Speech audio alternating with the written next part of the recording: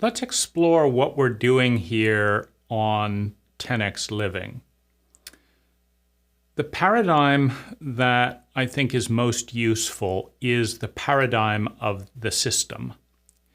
And if you look at reality, if you look at consciousness, which is the source of our reality, we do not have a reality if we have no awareness of it. Reality is our awareness. So we're looking at systems of consciousness.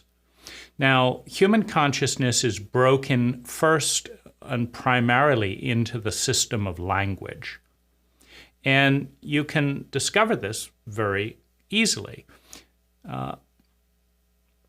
When you are completely unconscious, reality does not exist for you.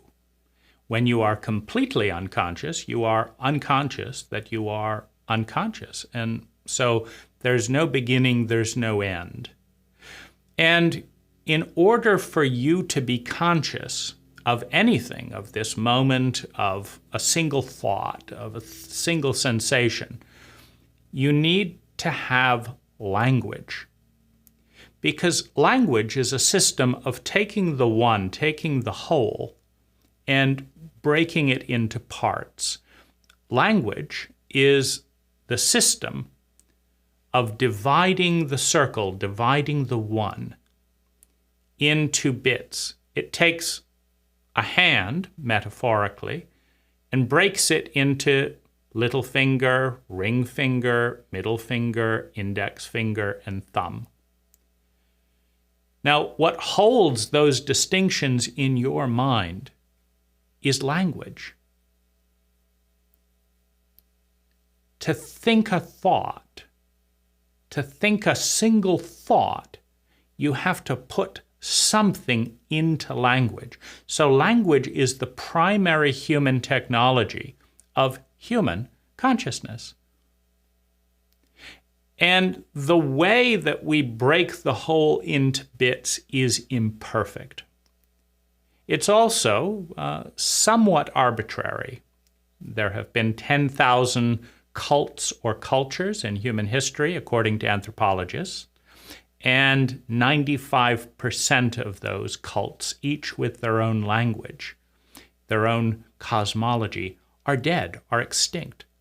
Those languages are dead language because no one's breaking the world up in those ways represented by those sounds. Now, if you think about this aspect of language a little bit more deeply, you realize just how arbitrary the system of consciousness is in a given cult. Because I just broke the hand down by fingers. Because we're dividing shapes. Most importantly, we're dividing points. Now, in a very masculine cult or culture, the masculine face of all that is emphasized.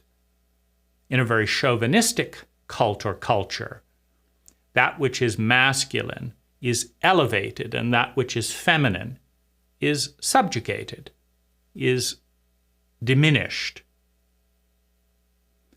Because why didn't I count the spaces?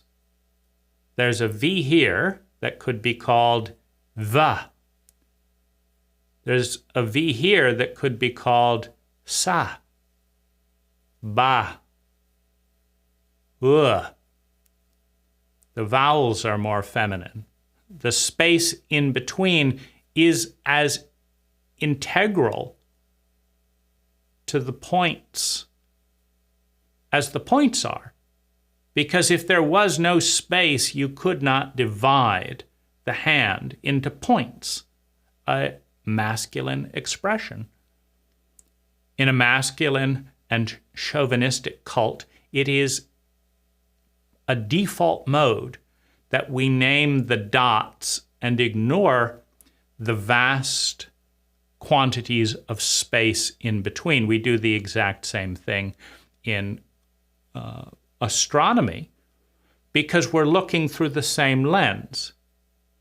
We could measure and name the spaces between each of the planets, and we would have as conscious a dynamic as we do naming and measuring the planets. But where is the attention? Is it on the dot or is it on the space in between? Do we measure the words or the quality and length of the silence between the words? You cannot have words without silence. You cannot have silence without words. They are a polarity. They are a yin. They are a yang. You get my point. The fabric of consciousness, with its cult biases, is built into every sentence we speak through emphasis, through intention. It's an unconscious bias, and it's not perfect. Why? Why do we elevate the masculine instead of the feminine? Because scientifically, you cannot make a case that a speaker is more important than a listener. But culturally, it makes sense to learn effective public speaking without learning effective public listening because we're a cult. And cults, as they have always done throughout history before going extinct, cults do what they do because they did what they did. And they did what they did because that's the way it is. And there's no rhyme or reason. That's what makes it a cult. It's not intelligent. It's not scientific. It is repetitive. It is self-referential. Now,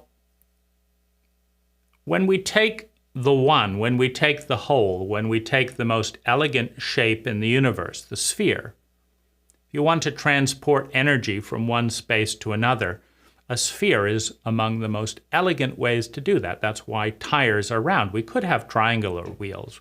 We could have distinct personalities. I'll have a hexagon wheel, you'll have a triangular wheel, then you'll put on the square wheels for the fashion of the week. But none of us do that. We all want round wheels because round is graceful, because round is a smooth ride. We like femininity when it comes to our rides, but predominantly like masculinity when it comes to our value hierarchies, our compositions through language. So we have systems of thinking built in language, systems of consciousness built in language. And I want to take a moment to kind of highlight this tension between consciousness and beauty, between consciousness and truth. Because a sphere is a paradox. It is an infinite number of dots. It is an infinite number of lines. If you ask a computer, build me a perfect sphere, many chips are limited to about 256 million distinctions. That's why the 256 million colors, because those are the multiplications for the variables within a computer chip. So the sphere would not be a perfect sphere, would not be the one. As you deliver the directive to create a sphere into the system, that is a computer, you get perhaps 256 million planes, 256 million lines that to the eye looks pretty damn perfect. But why not a billion? Why not a trillion dots for a more perfect, for a one? And the computer cannot create the perfect one. It emerges out of the many. The computer emerges in its pursuit of the one, of the ideal, by creating more and more complexity. But it's never just one. In truth, the sphere is one or many. It is one until you descend into the polarity of duality. Now it is two. Now, no scientist can explain why this half is better or worse than the other half, because you need both to form one. And life functions ecologically through a series of ever more increasing complex relationships. And life's a pretty good system, because life has taken a tiny little bit of energy, less than the size of a pea, and given us universes, solar system, planets, billions upon billions of species, and thousands upon thousands of languages, cults, ideologies, all of which go extinct as that which is more complex, more efficient, more intelligent, consumes the energy out of the system that is more crude and too arrogant to evolve, too rigid to transform cooperatively into something more beautiful. So we have the system of the cult. And if you think geometrically, we start out with the sphere. We start out with the sphere. And the brain cannot hold 256 million distinctions. So we start with a simple system, good and bad. That's breaking all that is in half. We take the sphere, we cut it in half. This one's good, this one's bad. It's not a terribly graceful system because it leaves 50% waste. So you could say it's 50% inefficient, because within the paradigm of good and bad, you're at war. Everyone's always on the good side. And the good side is at war with 50% of all that is, which is the bad side. And so now you're in a tug-of-war dynamic where the bad side, who thinks they're good, is pulling this way, and the good side that thinks they're good is pulling this way. And so you have it. The world is broken into two in a tension between good and bad. Now, is it a good system? It's a crude system. It's a simple system. Is it a good system? And that's relative, because there's always a better system. Going back to the sphere, if you break it in half, you've got a lot of waste. If you double it and turn it into a square, the mind can usually hold 4 different distinctions. And so a 4-part system, you can hold it in consciousness and navigate through most of the sphere using that 4-part system. You just put the square in, superimpose it on the sphere, and although reality is spherical, you move through it step by step by step by step, and you cover most of the territory. Now, the angles are sharp, so you've got a lot of inefficiency. If you run water through a right angle, it loses pressure at every turn. You're constantly reorienting angle. It's not as graceful as a sphere. That's why we use round tires. So to become conscious, we need a system of words, a system of breaking the whole into parts. And then we need a system for putting those parts together in a way that leads us towards what every human being wants in the history of humanity, sustainable well-being. And so the sphere is unconscious because it's before language. The one, the truth, the ideal, the ineffable is unconscious. It's too complex and too simple simultaneously to be conscious. Because to be conscious, we need at least two, black and white. If there's only white, you're not conscious of white or black. The fish doesn't know water until it's been outside of the lake. And so we need at least two. And then where we start to get music, because beat, no beat, beat, no beat, beat, no beat, beat, no beat.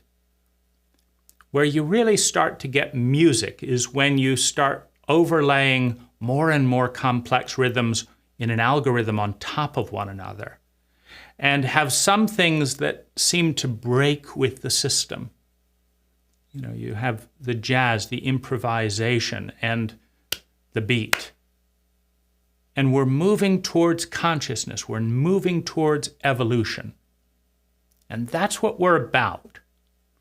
And so using this paradigm on 10x Living, what we're doing is we're creating systems which generate consciousness to engage with. And so I want to talk a little bit about the general paradigm of system is you enter consciousness by entering a system, by creating a daily routine, by making certain commitments and keeping them, by a system of values, by a system of thinking, a system of identity. An identity is a system. It is a system of thinking, feeling, speaking, doing, and being. If it's a completely erratic system, you cannot recognize yourself from yesterday because there's nothing coherent about it. But you recognize yourself. That was me, now it's me again, because that was me. Here I am again. How do I know it's me? Because I'm repeating the system. So there are different types of systems, and the general trajectory of any system is, first of all, to understand that in some ways, every system is arbitrary, and in some ways, every system is a lie. Because this finger does not exist without the other fingers, without the hand. The hand doesn't exist without the body. The body doesn't exist without the entire hereditary history of the species. As one generation gives birth to another, the species doesn't exist without a planet. The planet does not exist without a solar system. The solar system does not exist without a galaxy. The galaxy does not exist without the universe. And that's about as far as we can see. But you can clearly see that it is an illusion that this finger is separate from all that is, and that illusion is facilitated by language and the bias of cult consciousness. The scientific reality is that this finger can trace itself mathematically back to the first moment of all existence in time. There is a link mathematically on multiple dimensions between the fingers, the atoms in this finger, and the beginning of all that is.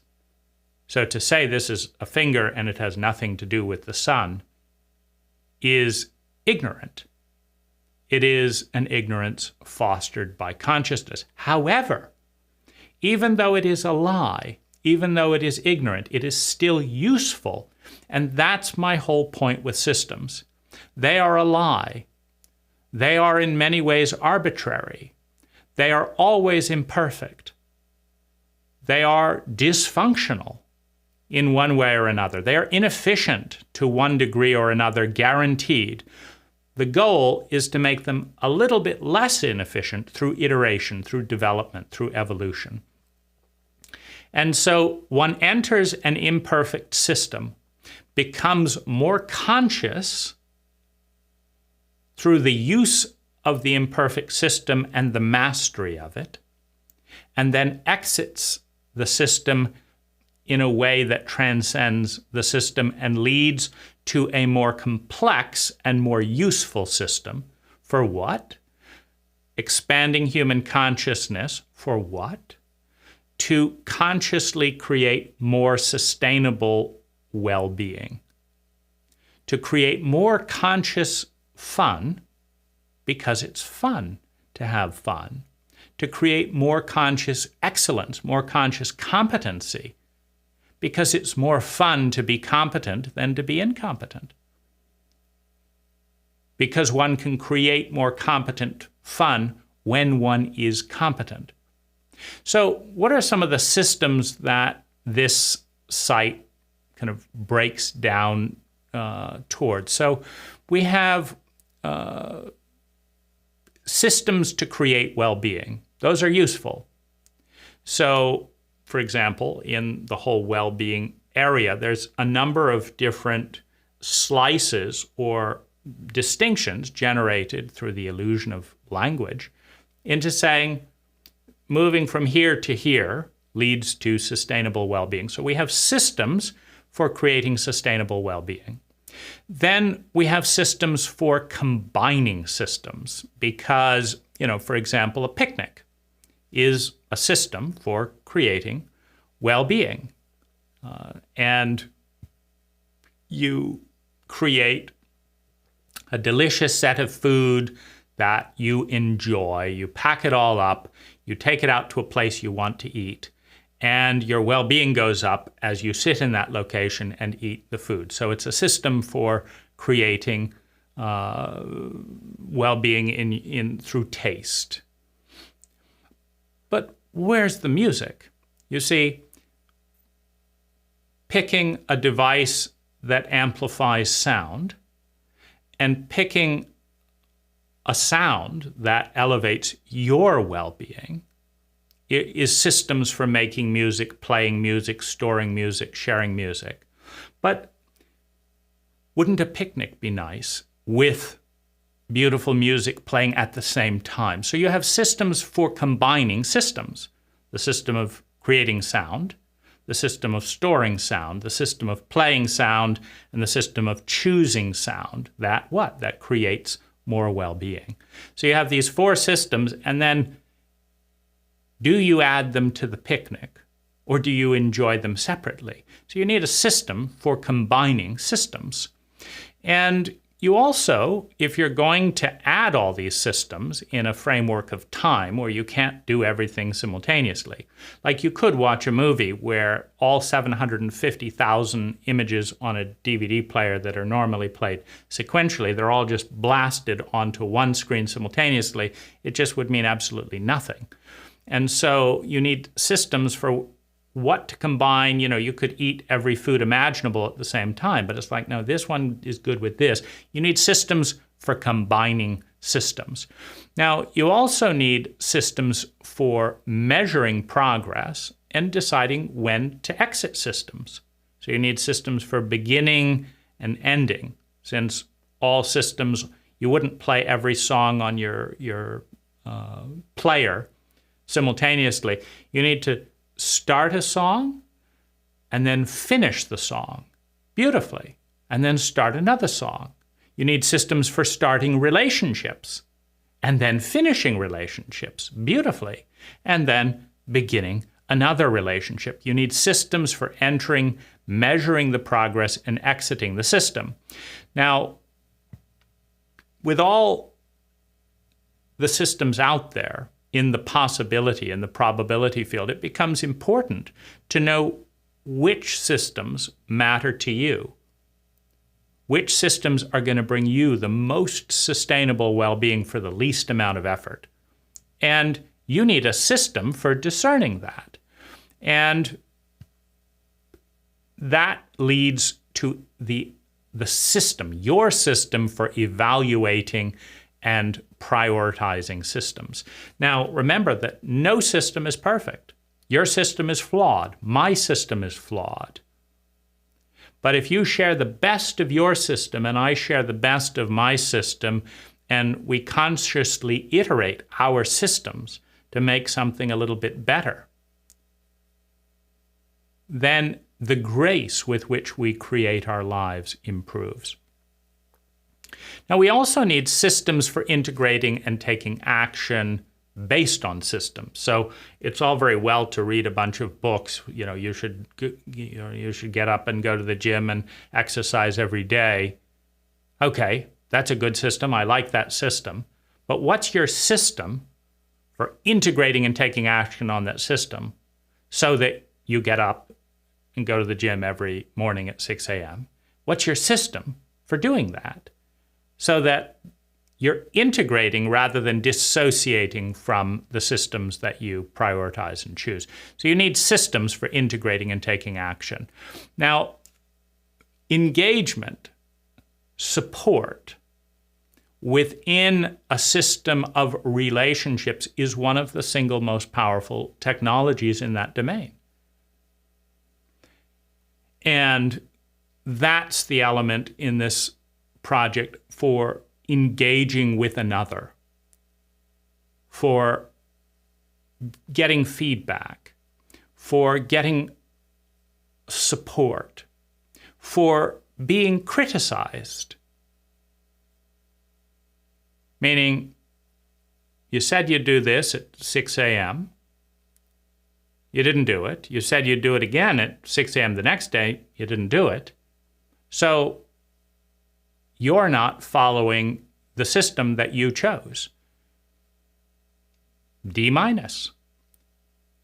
Now, what's faulty in the system? Are you choosing a system you don't believe in? Or are you choosing a system that is damaging to you? Or do you not have a system for integrating your system? You don't have an alarm clock. You don't have a thought process when you don't feel like getting out of bed at that moment for getting out of bed to the point where you do enjoy being out of bed. You don't have that thought process. Your system isn't developed.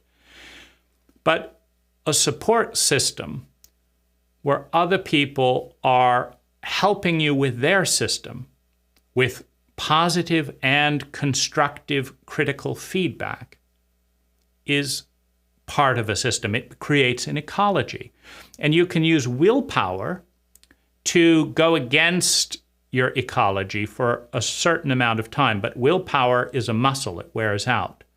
To go where you want to go long term, you have to set up the system that supports you and makes it easy for you to go where you want to go. Otherwise, you're not going to go there. And so these are the systems on this channel. Systems for creating well-being, systems for evaluating systems, systems for entering, excelling, mastering, and exiting systems, and systems for support and integration of systems.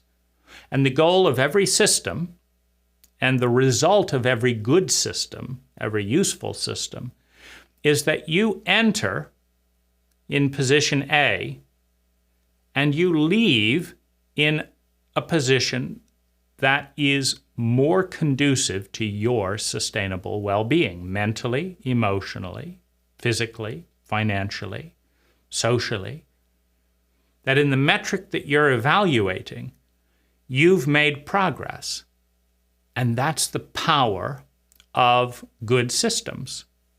The system of watching the videos in this channel, rejecting the ideas that are not going to serve you, identifying those ideas that you can act on, that you're willing to act on, and that have a high likelihood of improving your well-being, and then doing it now or scheduling it so that it gets done.